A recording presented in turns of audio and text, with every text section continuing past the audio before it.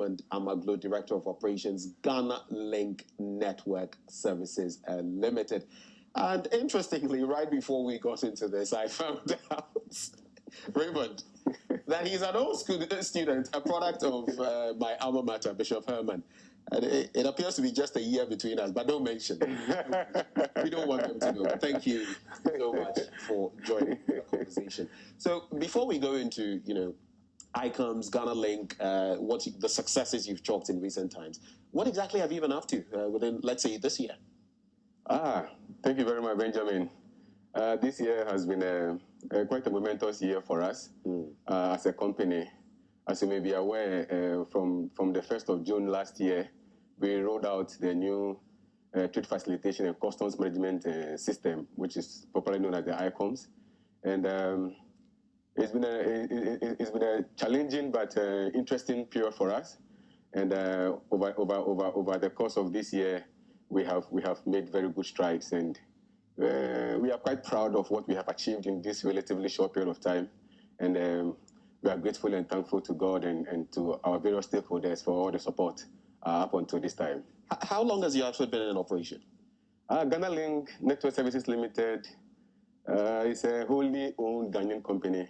It was registered on the 5th of June 2001. And we are an IT solutions company. We mostly focus on trade facilitation solutions. So in 2003, we were one of 5 companies which were performing destination inspection services for the government. It may interest you to know, Benjamin, we were the only indigenous company out of the 5. And then in 2015... The only indigenous company. Wow. Yes. In 2015, our contract was over with the government, but we got another contract to provide external verification services for the Customs Division of JRA. This we did together with our technical partners from Japan, OMIC. Then in 2018, the government sought to get a single service provider to provide an end-to-end solution to our trade facilitation program. And Ghana Link was selected, and together with our technical partners from this time Korea, which is the Korea Customs Service, we are working with an agency of the Korea Customs, which is the Customs Unipass International Agency, KUPIA. They have developed this system, popularly known as the Unipass system. That's what they're using in Korea and in some other countries across the world, including Africa. So it appears within this short period, your impact has really been felt, and you've been engaging, the powers that be, government, to ensure that the rollouts are indeed what they ought to be. But what would be your appreciation? How do you feel so far? Because as far as ICOMS is concerned, there have been the pros and cons and the people who have been for and against. What is your view of that integrated system? Overall, the feedback we have gotten from the stakeholders is that this is indeed a very good system. The conviction is that it is the best that has been deployed since we became a republic.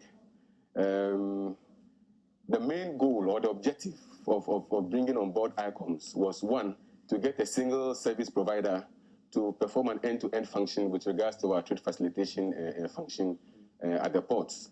And then secondly, there has been this challenge with revenue mobilization at the port. So the government needed a system that was robust enough to help shore up our revenue mobilization at the port. And thirdly, most importantly, for trade facilitation, which would effectively bring about a reduction in the cost and time of doing business for our business public. And to a very large extent, Unipass or ICOMS has performed this creditably within this 1-year period. Okay, so as far as ICOMS is concerned, and of course raising revenue and all of that, training for stakeholders is paramount because they must know exactly what this is about. But there's also been the question about some people not receiving the requisite training. What is being done about that?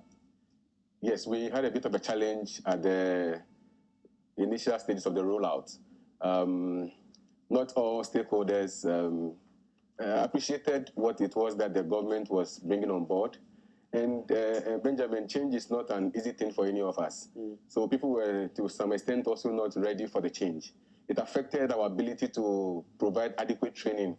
So at the commencement of the system, we had quite a challenge at the ports, as you may recall.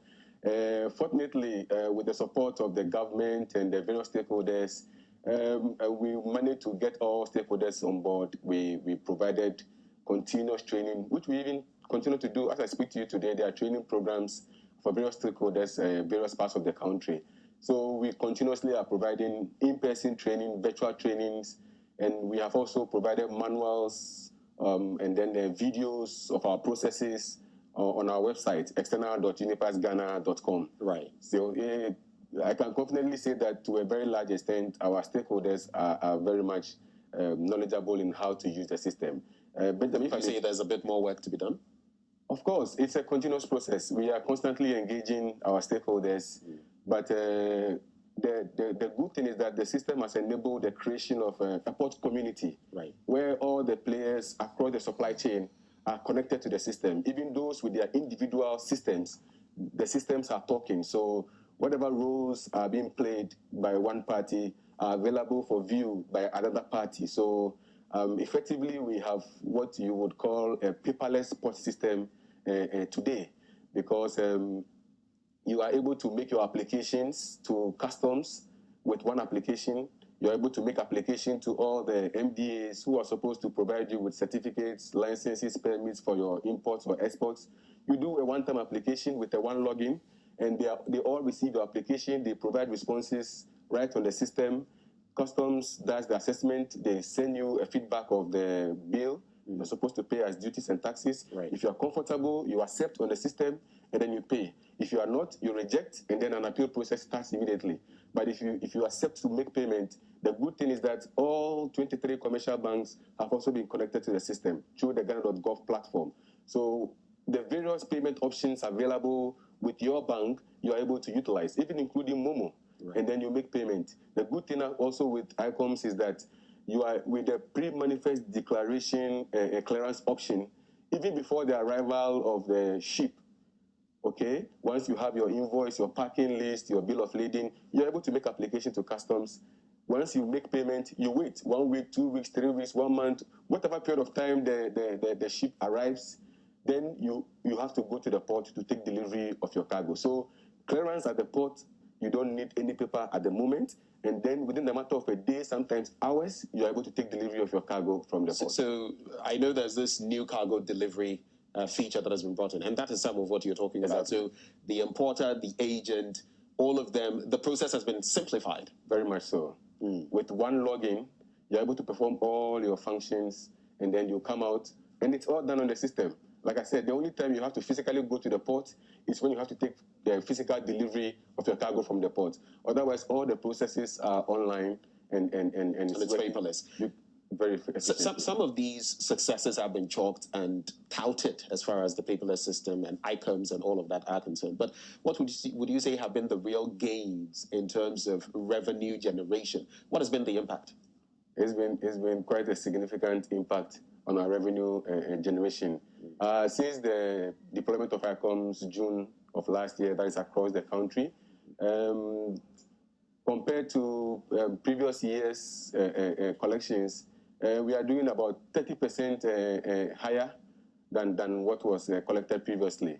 There was an interview granted by the Commissioner General where sometime over the weekend, he had mentioned that averagely collections were about 800 to 900 million cedis a month. But since the inception of ICOMS, the government is collecting between 1.3 to 1.4 billion cedis a month. So there's been a significant increase in the revenue collected since the inception of ICOMS. The other advantage is that it has also helped to reduce the cost and the time of doing business. Like I mentioned, within a matter of hours or a day, you're able to clear your goods. So charges like rent charges, the demurrage charges, all those other charges that you would have to pay for delays that you would have encountered, these have all become savings to the trading public. Yeah. So the single window, the paperless systems, they are all part of the ICOMS that you run. Very much so. Like very much so. All the various players who have to play various roles are all connected in the system. You make a one-time application, and if it is the Food and Drugs Authority, if it is the Environmental Protection Agency, if it is the Ghana Standards Authority, any authority that needs to, give you a certain approval, but with one application, they all receive your application, and then they give you the approvals right online. Okay. And then you are able to proceed. Customs does the assessment for you. You make your payment. The next thing you do is to wait for the arrival of the ship. You go to the port. You take physical delivery of your cargo. So it's a paperless system. It's a single system, and it's working very efficiently. So 2 quick questions for you before we wrap. And the penultimate one is this. I know that in terms of AFTA, I mean, it's supposed to open up the continent to us and us to the rest of the continent. And I also know that there is a bit about exporting. So far, since the system has been introduced, I know of Casapreco and Gandor Cosmetics that have benefited from the program. Are there other companies joining the fray? And how is the process being facilitated for other companies to come on board? The good thing, Benjamin, is that on the 1st of April, when AFTA went live across Africa, Ghana was one of the first countries in Africa to be ready for AFTA. And it is because the system had been provisioned to perform the role. The competent authority is the Customs Division of the GRA, together with the Ghana National Chamber of Commerce and Industry and the Ministry of Trade, these three institutions. So you are able to make your various applications on the system, and then you are good to go, both for your export and your import. I'm also aware that the Ministry of Trade is engaging various manufacturing companies who are into export to help them with a hand-holding exercise to onboard them so that they're able to take full advantage of the AFTA processes. Mm. And my final bit to you, of course, you have come this far, but moving forward, what are the projections that you're looking forward to? Ghana Link with the ICOMs and, aiding Ghana to arrive at the sort of place we want to be. What next? Of course, like I mentioned, we are very proud of what we have achieved, but there is still more to do. We have been working very vigorously on some few new models we want to introduce to even enhance and make the service delivery even better and help improve the revenue as well. If I could mention a few of them. Okay. We just make them brief. Okay, we have one which is the e-auction. Currently, the auction processes are manual mainly. So we are developing this system which will enable an electronic auctioning of unutilized cargo list goods. Let me not go too deep into, but it can be done electronically. There's an e-wallet. Sometimes when you have overpaid your taxes, we are coming up with a system where you are able to select an option where your overpaid amounts could be used to defray current costs and a few more. Hopefully, between the end of this month and the end of the year, we would have deployed some few new models which would even enhance our processes. Well, it's been refreshing, and I'm sure the education on this should be ongoing so that we get to know a lot more about the system and how we are going paperless and how Ghana Link is facilitating the entire process. But thank you so much for coming through. Raymond Amaglo is actually Director of Operations, Ghana Link Network Services Limited. And we found out we go way back. Way back. Even me. Way back. Thank you so much. Thank you, Benjamin. Thank you. Very grateful. And, well, this is how we draw the curtains on today's